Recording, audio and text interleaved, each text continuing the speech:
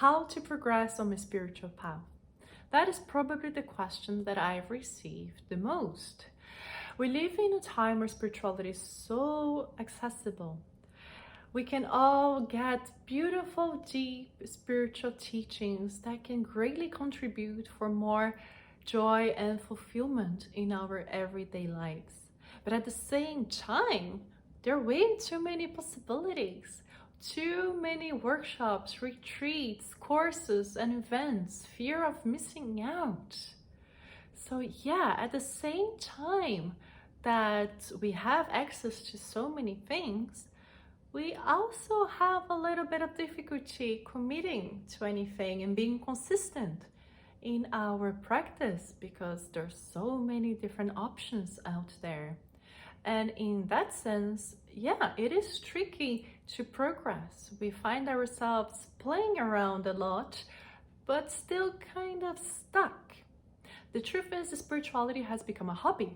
Spiritual growth requires consistency, commitment, and depth.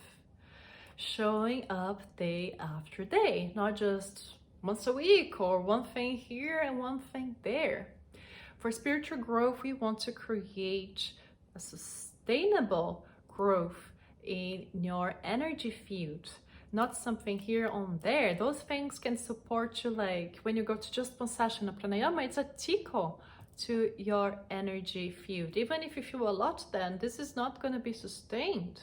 It can be nice for you to have a sense of well-being or have a sense of what is possible, but we do need to show up day after day to create the alchemical processes and the shifts that are required for spiritual growth, because spiritual growth is about creating this self-sustained and direct connection with the divine, and not something that is requiring us to always go to ritual here and a ritual there.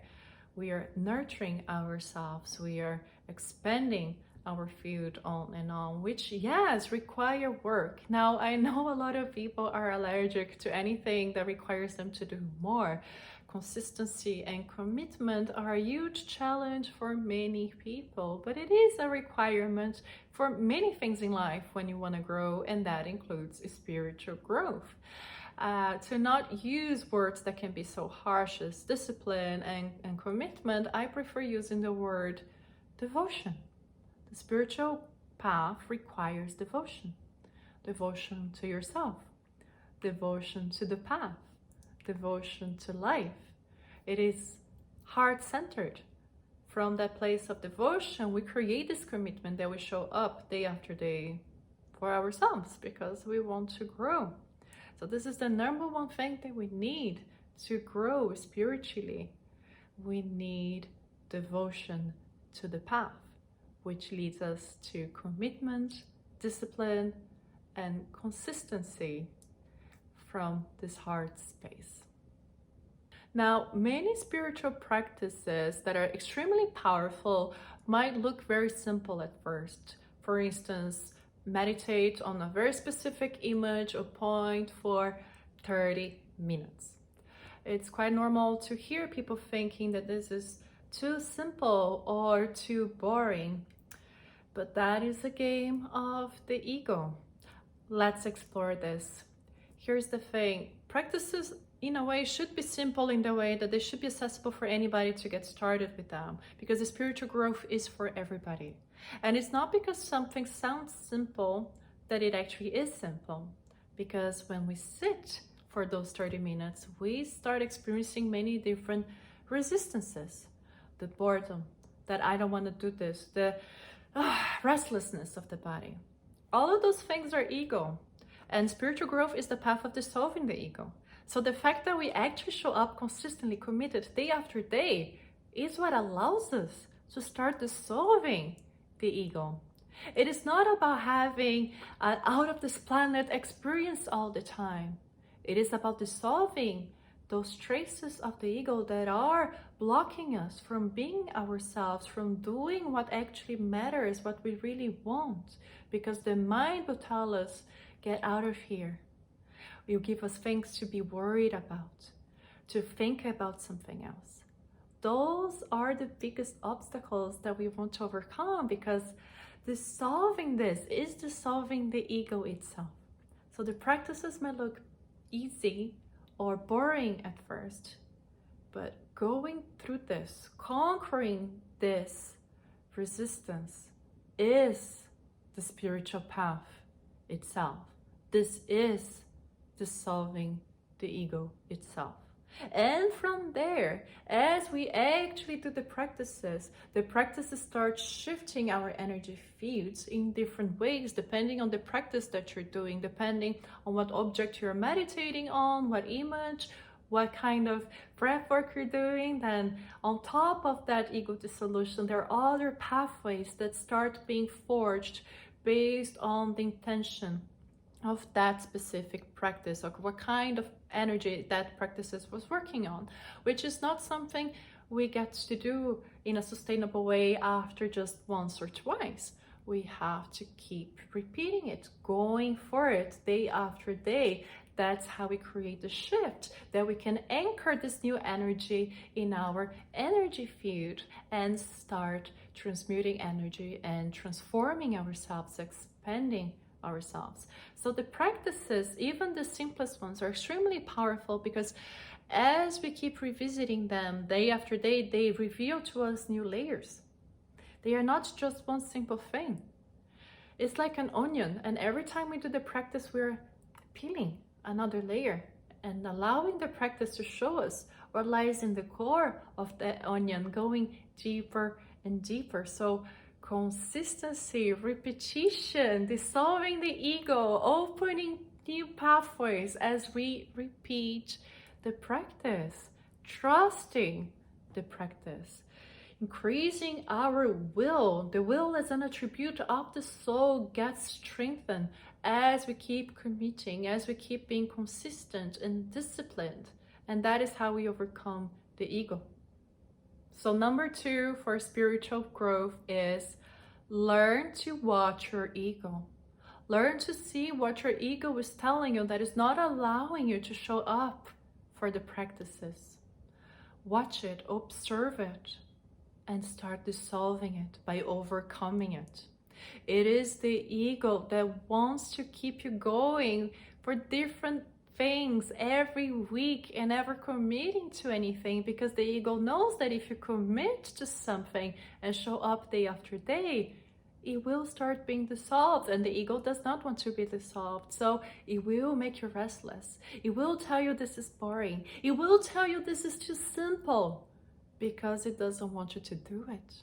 Can you watch what your mind is doing to you? Spiritual growth is the path of dissolving the ego. And we start that by watching the ego, by seeing the games that the ego is playing with ourselves that are stopping our progression.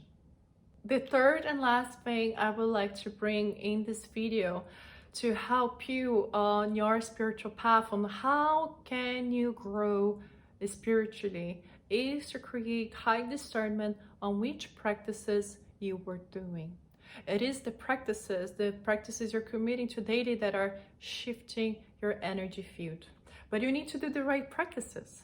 Many people just do random practices that are not necessarily connected to what they need.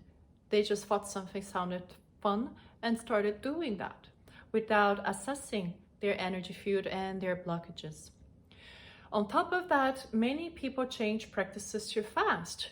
Before the practice was actually due with its lesson, they already go to another one. Again, out of boredom, out of ego conversations, whatever it is. But then we also have a third scenario, that is people that stay with the same practice too long. The practice has already given them what they needed for that specific blockage, and it was time for them to move on to the next blockage that was hindering them from expanding spiritually, and they needed a new practice for that. They needed to know the new practice for that. So discernment of what practice to do so you don't get stuck, so you can move on, is critical. And this can highly catalyze your spiritual growth if you have the right practices. And actually, this is very hard to do on your own. That is the truth. It is not that easy for 90% of us to know when to change practices and what our blockages are right now and what we need for them. And this is the importance of being in a spiritual lineage, being part of a tradition, or having a spiritual guide, because those two resources are there to help us catalyze our spiritual growth. If we feel that there's a specific lineage, there's a specific tradition that we belong to trust and work with it for a while, like, and come together with it and see if we can surrender to it and take those teachings in us. Or work with a spiritual guide like myself, who assess one person's energy field, what is going on with them, and give them tailor-made practices. This is another way of working. So having discernment of what is it that it's actually asked of you to take your next step in your progression is crucial, because otherwise we can keep stuck in the same place for way too long. So devotion to your path, commitment, consistency, discipline, depth. Second, learn to watch your ego. Do not let your ego hinder you from showing up. And third, discernment in your practices, doing the right practices for the right amount of time, knowing when you're done and it is time to start with a new one. I hope this video has brought clarity about a spiritual path and progression, and how a few things that you can take care of to catalyze your own growth. To learn more about what spiritual growth is, get your free guide, What is Spiritual Growth? You will find the link in the video description below. My name is Aline Ra M. I am a spiritual guide, healer, and teacher, and I thank you for sharing your time and energy with me today.